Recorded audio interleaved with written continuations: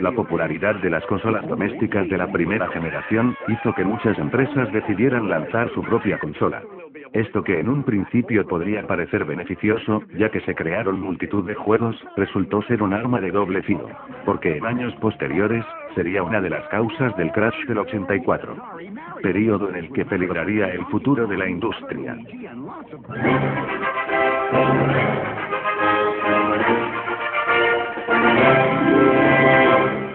La Fairchild Channel F es la segunda consola de videojuegos a base de cartuchos del mundo, después de la Odyssey, aunque la primera en incorporar memoria a los mismos. Fue lanzada por la compañía Fairchild Semiconductor en agosto de 1976. Al principio, la consola se llamaba Video Entertainment System, o VS, pero fue renombrada tras el lanzamiento de la Atari VCS. La Fairchild Channel F estaba basada en la CPU Fairchild F8, inventada por Robert Noyce, antes de que él dejara Fairchild para crear su propia empresa, Intel. El F8 era muy complejo comparado a los circuitos integrados típicos de la época. El vídeo era bastante básico, aunque fuera en colores, que era una gran novedad en las máquinas POM contemporáneas. El sonido se emitía por un altavoz interno. Los mandos eran una especie de palancas. La consola incluía un pequeño compartimento para guardar los mandos. Esto era muy útil, porque los cables eran muy débiles y un movimiento normal podía romperlos. A pesar de su popularidad inicial, solo 26 cartuchos fueron lanzados para el sistema, vendidos a un precio de $19,95. La consola incluía dos juegos.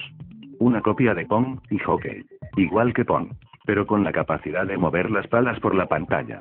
La simplicidad de sus juegos y el lanzamiento de la Atari VCS, realizada un año más tarde, con mejores gráficos y sonido, hizo que perdiera su éxito, aunque posteriormente fue rediseñada y llamada Fairchild Channel F2. La 1292, Advanced Programmable Video System, es una consola lanzada por la empresa alemana Radofin, en 1976. Forma parte de un grupo de consolas compatibles entre sí. Tenía una CPU de 8 bits y unos mandos con numerosos botones y un stick de control. Empleaba cartuchos intercambiables. La RCA Studio 2 es una consola hecha por RCA en enero de 1977. Sus juegos eran en blanco y negro, parecidos a los de Pong. Sus mandos eran teclados numéricos integrados en la consola. La máquina era capaz de hacer pitidos simples con variaciones leves.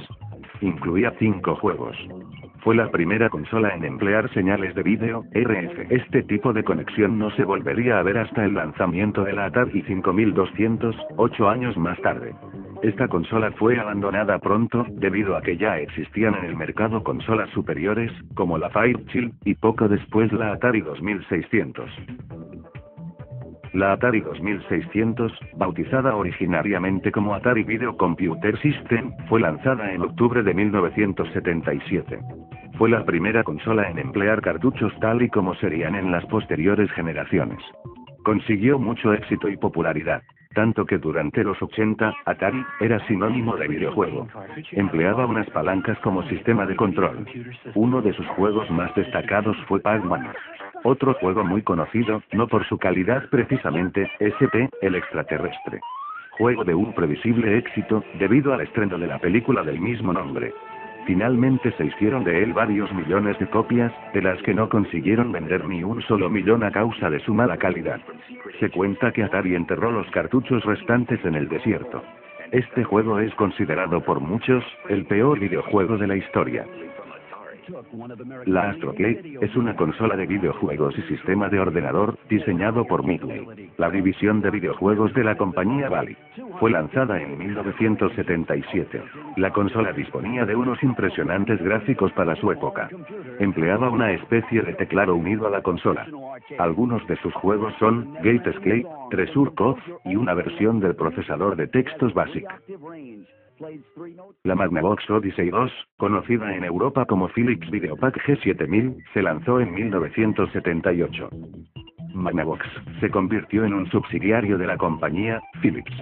Aunque la primera Odyssey no triunfó tanto como Atari, sí lo suficiente como para decidir lanzar al mercado una sucesora para la segunda generación. Esta nueva versión constaba de 2 mandos de palanca y un teclado integrado en la consola. Su diseño sería ligeramente modificado para su distribución en otros países. La APF Imagination Machine era una combinación entre la consola de videojuegos y el sistema de ordenador lanzado por APF Electronics a finales de 1979. Fue construido expresamente para competir con la Atari 2600, y lo hizo bastante bien hasta el crash del 84. La consola fue uno de los ordenadores personales más económicos que se conectaba a la televisión. Tenía un teclado y dos mandos con 12 botones y un joystick. Además de cartuchos, permitía introducir casetes para grabar audio. Para ella se lanzaron un total de 15 títulos. En 1979, fue lanzada Intellivision, de Mattel, la primera consola de 16 bits de la historia. Su nombre procede de las palabras Intelligent Television. Gozó de bastante éxito. Solo en el primer año, vendió 175.000 unidades. Era algo normal. La consola era muy avanzada tecnológicamente. Podía crear efectos 3D, muy realistas para su tiempo.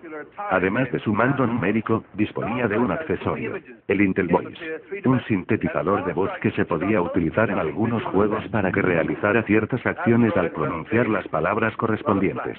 Por si esto fuera poco, fue la primera consola que permitía descargarse juegos a través de la televisión, y la primera en utilizar un pad de control de 16 direcciones.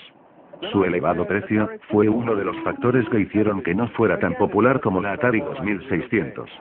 De cualquier modo, en 12 años vendió 6 millones de unidades, y se realizaron para ella 125 juegos. La Cassette Vision, de Epoch, fue la primera consola realizada en Japón, donde se lanzó el 30 de julio de 1981. A pesar del nombre, la consola usaba cartuchos, no casetes. Sus gráficos eran algo peores que los de la Atari 2600. Posteriormente se lanzaron dos versiones, la Cassette Vision Junior y la Super Cassette Vision. Llegó a Europa en 1984, donde al igual que en el resto del mundo, no tuvo mucho éxito. Fue la única consola realizada por Epoch. 1982 fue el año en el que se lanzó la Atari 5200, sucesora de la 2600.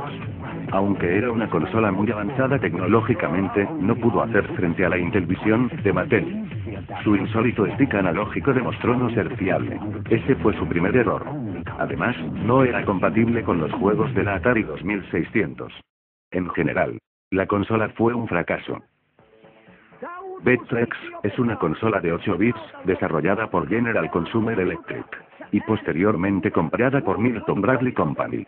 La Vectrex fue la única consola en emplear gráficos vectoriales, que se representaban en un monitor integrado en la consola. Se creó en 1982.